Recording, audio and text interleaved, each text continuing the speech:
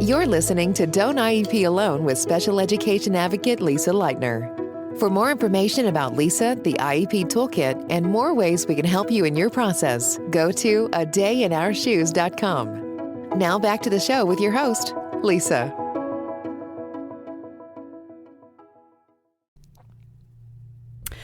Hi, and welcome to another episode of Don't IEP Alone podcast. I'm Lisa Leitner with you here today.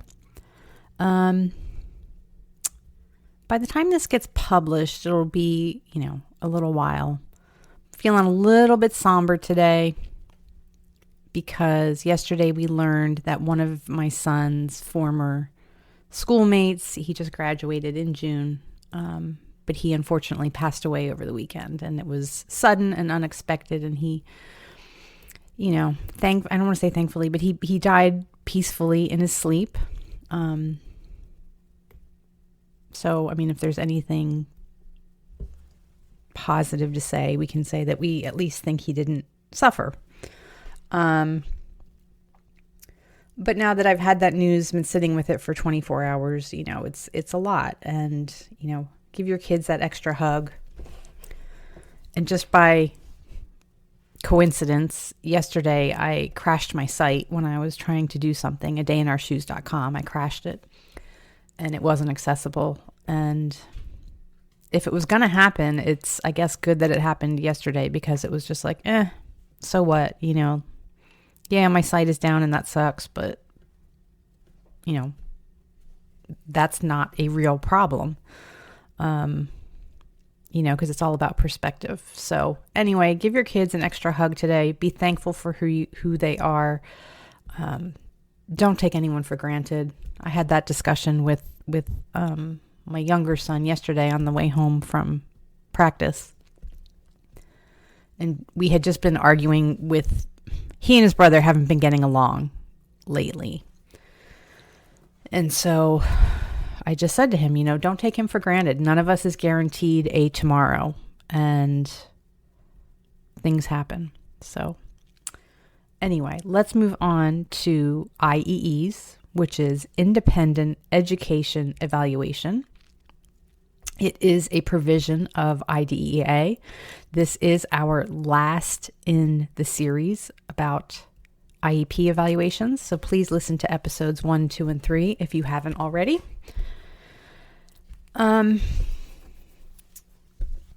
But we talked about going through the evaluation process, requesting evaluations, the evaluation report, reevaluations, all that fun stuff.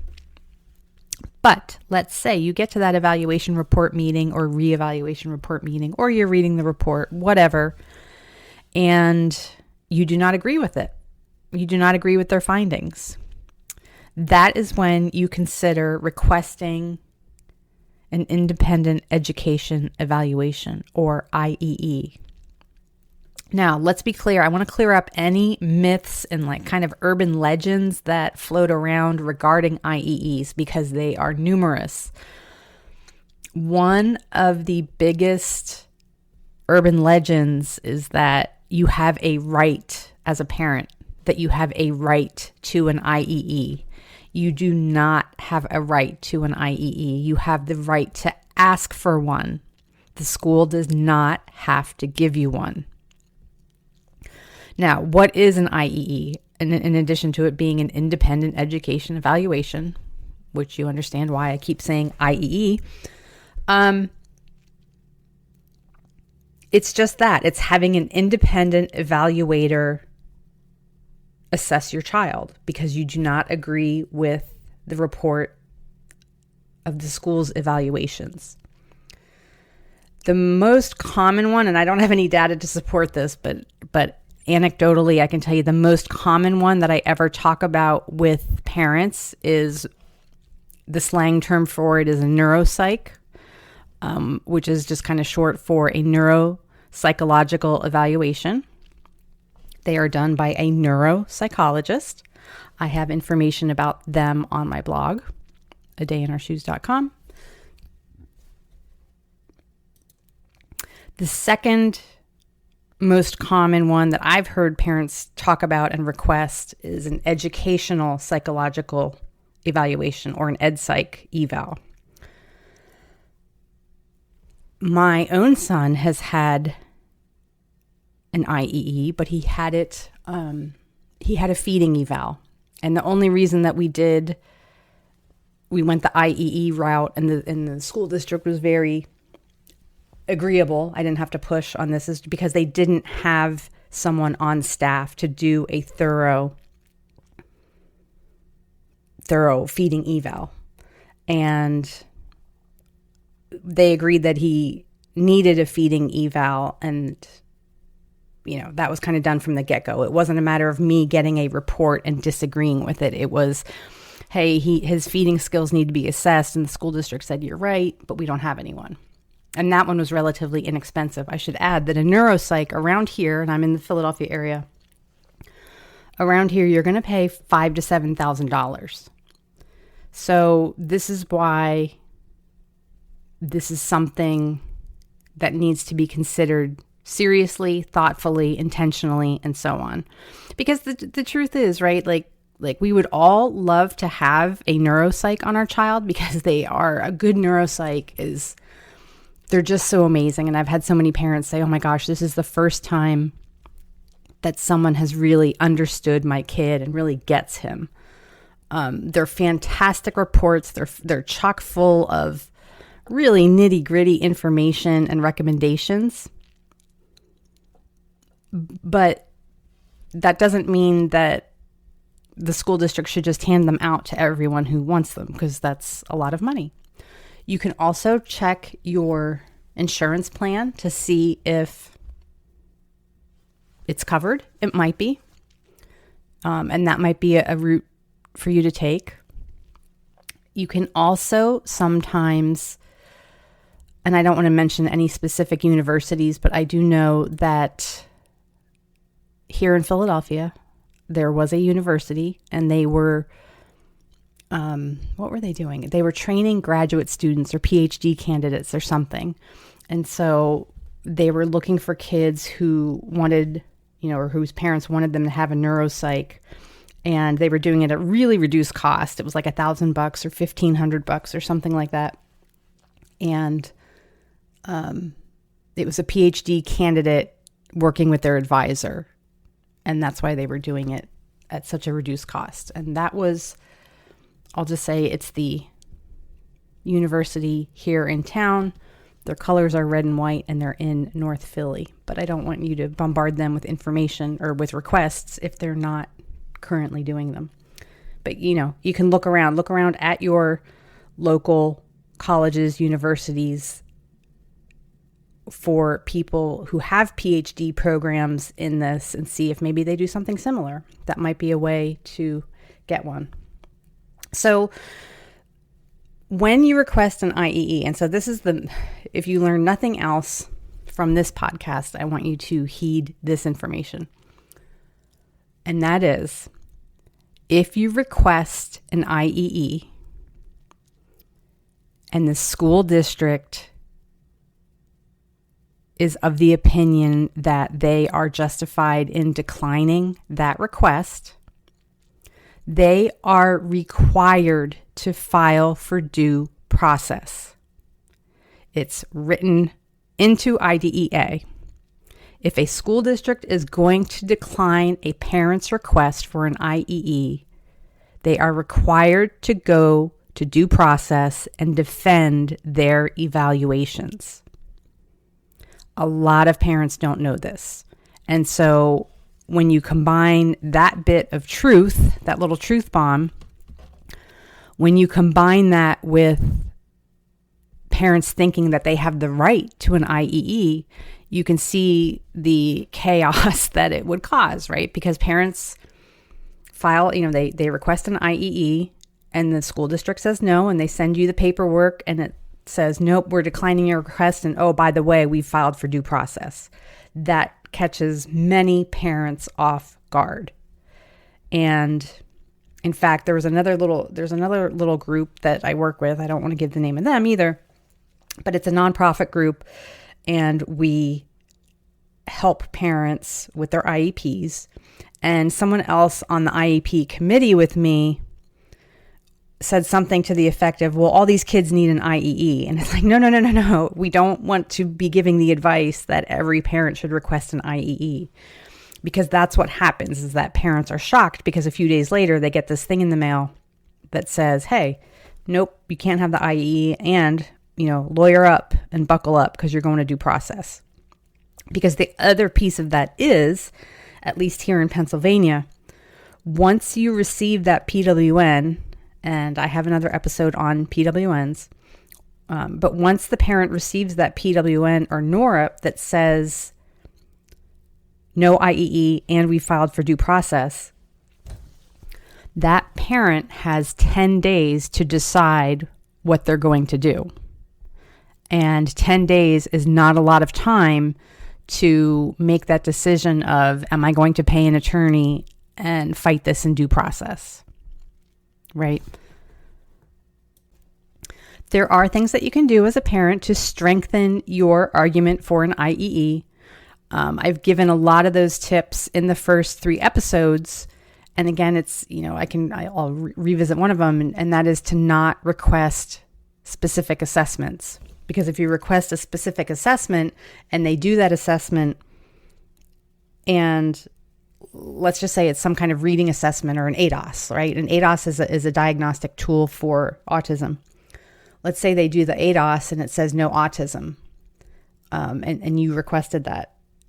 So now your child doesn't qualify for an IEP under autism because they did the ADOS that you requested. When you go to request that IEE, you've weakened your argument, right? Because the school's going to say, no, you requested the ADOS, we did it. Here's our raw data, here are our results. And you're, according to our findings, your child doesn't have autism. So anyway, it's just little things like that. Like, you just want to request, again, in areas, suspected areas of disability, to keep it, I don't know what the word is I'm looking for there. But some of the reasons that you would request an IE, of course, you disagree with the findings. You might find that they do not have qualified people. So you want to familiarize yourself when you're reading those evaluation reports and reevaluation reports. Go online and look at the websites and see what the protocols call for as far as a qualified person. Like if it's an evaluation that says, only an SLP can administer this evaluation, and they had the OT did it, that might be an open door for you to get that IEE. The other thing that you want to do is, when you read these evaluation protocols, is look at who the assessment is for. So, for example, if your child has dyslexia or suspected dyslexia, and they gave some type of assessment that was very reading intensive, that wouldn't be appropriate, because if you believe that your child is struggling with reading, obviously they're going to struggle with a reading-based assessment. You want to make sure that it's normed for your child. If your child has visual impairments, autism, whatever it is, you want to make sure that they used the appropriate assessment for them.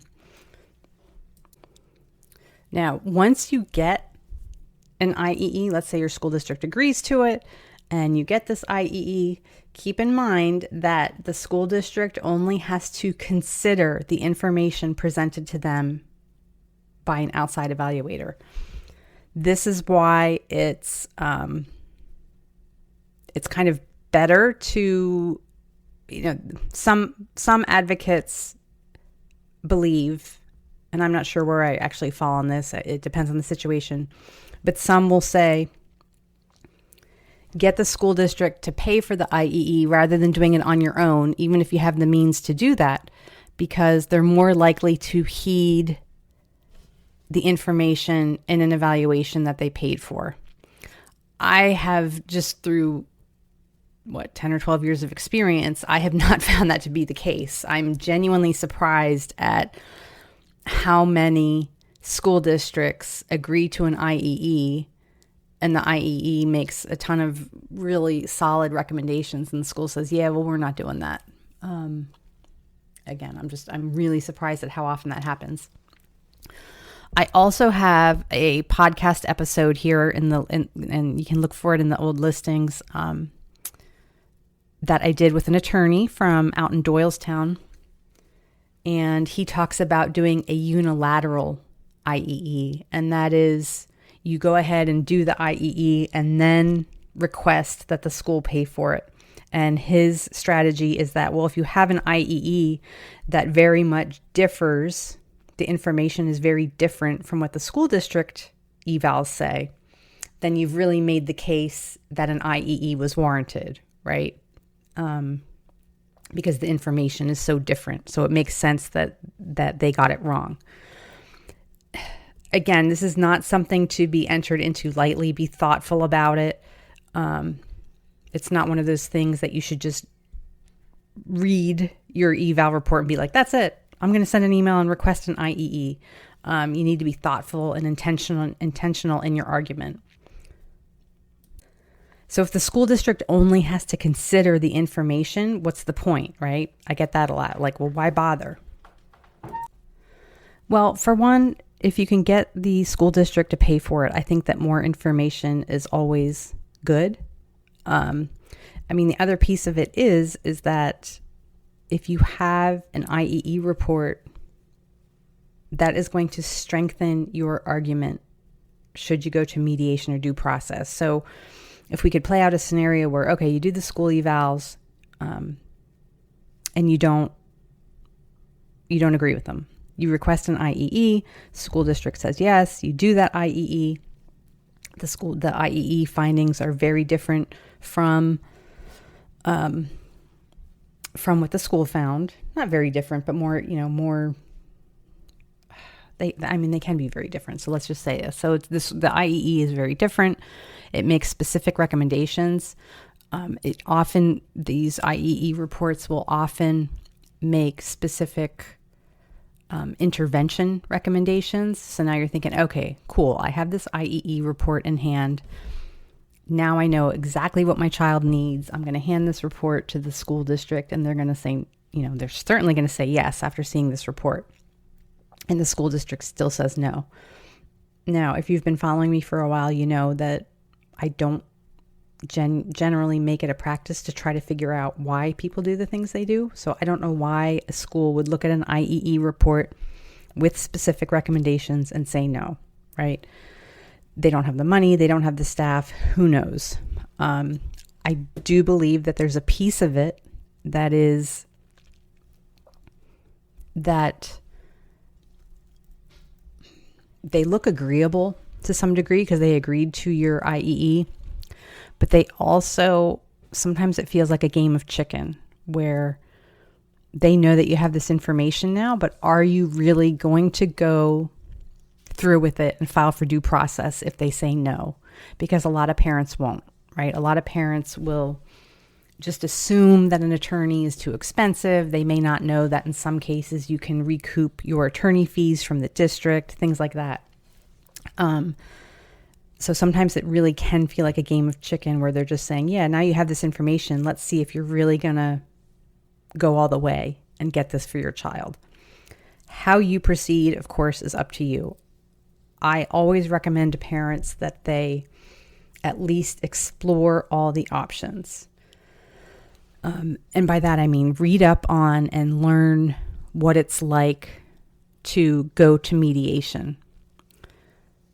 Visit an attorney, right? Do the consult. A lot of attorneys don't do free consults anymore. And I have to agree with that because too many parents were wasting their time just trying to get free information and who had no intention of ever hiring an attorney. But a consult, I just paid for one for my son for a different issue. It had nothing to do with the IEP. It was about guardianship and all that fun stuff. But she charged us just $100 for the initial consult. And you know what? We got the information we needed, and now we know how to proceed, and we're going to use her and all that. But I would say spend that $200 it is for the attorney to hear your story and let you know if you have a case for due process or not. And the other piece is maybe you have the means to secure for your child whatever it is the IEE recommends on your own nickel, as my grandmother would say. Maybe you can afford that reading intervention, that social skills intervention, that executive functioning coach, whatever it is. Maybe you can afford that on your own. And I don't like letting schools off the hook for the responsibility. But at the same time, families are dealing with a lot, and you might be dealing with a tough stretch at your job, maybe health issues of yourself, an aging parent, things like that. Like, we all can only fit so much on our plates. And if you have the means to do it on your own and get your child what they need, then, go ahead and do that. I've had some parents say, well, I'm not going to do that because then my child's going to make progress, and then the school will never, they'll never agree to what I ask for because they're going to think that my child's making progress because of them. And it won't be because of them. It's because of this outside service that I'm paying for. That, to me, sometimes I've said to people, say that again out loud. Because when you say that, because then my child will make progress. Like, isn't that what we all want? For our kids to make progress? You can collect data and do all kinds of things with your outside service that can demonstrate that it was that and not the school.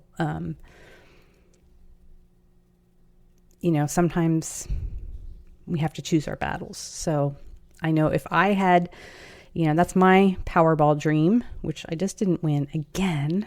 I often joke that I should just drive down Route 41 and throw my $10 out the window. But instead I stick it in the Powerball machine to get a ticket, 5 tickets. But, my Powerball dream is to give so many kids what they need, because this stuff is expensive. And I wish that would come true, but so far it hasn't. But anyway, but if you have the means and it doesn't require $8 billion, if you have the few hundred or few $1,000s to do the service privately, I would strongly consider it.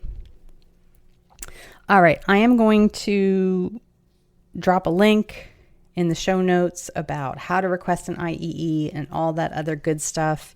If you have any other questions, you can always join our chat forums at forums.adayinourshoes.com. Every question on there is answered by an advocate. We usually get to all of them within a couple of days. So hang tight. It's not instant, but we do all check in several times a week.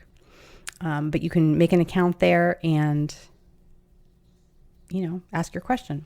Have a great rest of your day. And remember, hug your kids.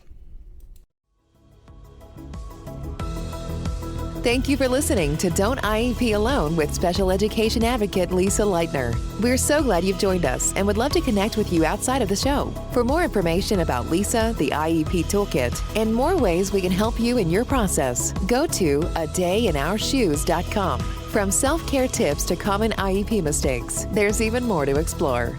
Don't forget to rate and review the podcast and subscribe to never miss an episode. Until next time, don't IEP alone, and you don't have to.